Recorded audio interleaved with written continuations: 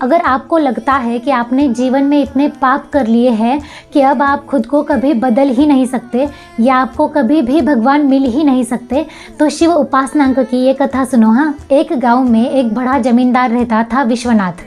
उसका नाम सुनते ही गांव के लोग सहम जाते थे, क्योंकि उसका काम ही था लोगों की जमीन हड़पना, लोगों को सताना और अपने ही घमंड में डूबे रहना। दौलत अपार थी, लेकिन संतुष्टि नहीं थी। एक दिन विश्वनाथ खेतों से घर लौट रहा था कि अचानक आकाश में काले बादल छा गए। तेज हवाएं चलने लगी और देखते ही देखते तूफानी बारिश शुरू हो गई। धीरे धीरे रात होने लगी।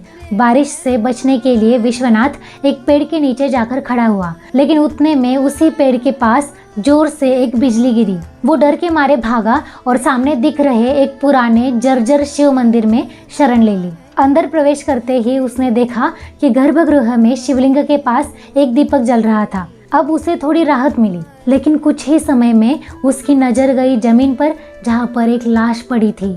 वो सिहर उठा, उसका शरीर कांपने लगा।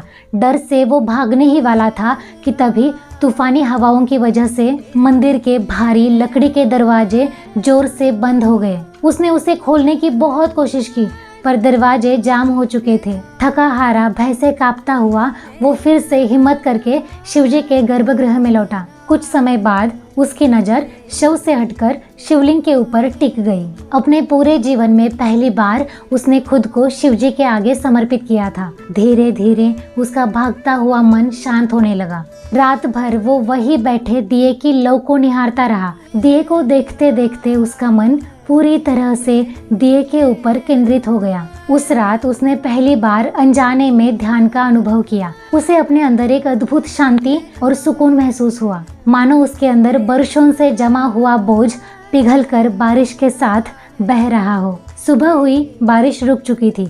पुजारी जी ने बाहर से मंदिर के द्वार खोले। विश्वनाथ ने घर लौटते ही लोगों को उनकी जमीन लौटा दी और अपना बाकी जीवन शिवजी के ध्यान में व्यतीत किया। आगे जाकर वो एक बहुत बड़े संत बने। अब आप ही सोचो, विश्वनाथ जी ने बस एक दिन गलती से ध्यान किया था और उससे उनका पूरा जीवन ही बदल गया। तो अगर हम लोग हर दिन ध्यान करते हैं तो हमारे साथ क्या कुछ नहीं होगा। कृपया ध्यान कीजिए।